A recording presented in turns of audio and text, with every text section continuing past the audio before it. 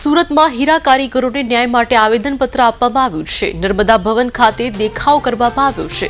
Deputy labour કમિશનરને આવેદનપત્ર અપાયું છે। ઓલ ગુજરાત બાંધકામ મજૂર યુનિયન દ્વારા આવેદનપત્ર આપવામાં આવ્યું છે।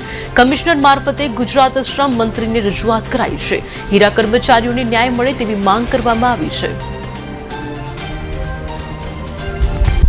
સમગ્ર દેશમાં એઆઈયુટીયુસી તરફથી જે માંગ સપ્તાહ મનાવવામાં આવી રહ્યા છે એના ભાગરૂપે કામદારોના વિવિધ પ્રશ્નો લઈને આજે અમે શ્રમ મંત્રીને ડેપ્યુટી લેબર કમિશનર મારફતે આવેદનપત્ર આપી રહ્યા છે અને માંગ કરીએ છીએ કે કામદાર વિરોધી કાયદાઓ જે લેબર કોડ છે એને રદ કરવામાં આવે, કોન્ટ્રાક્ટ પ્રથા રદ કરવામાં આવે, હીરા કામદારો માટે રાહત પેકેજ જાહેર કરે અને સાથે સાથે બાંધકામ મજૂરોના વિવિધ માંગણીઓ જેમ કે એ લોકોને મકાન રહેઠાણની સુવિધા આપવામાં આવે, એમને પીવાના પાણી અને બીજા સગવડો આપવામાં આવે અને ખાસ કરીને જે નિર્માણ કાર્ડ છે એને આયુષ્માન કાર્ડનો દરજ્જો આપવામાં આવે। આ બધી માંગણીઓને લઈને આવેદનપત્ર આપવામાં આવ્યું છે।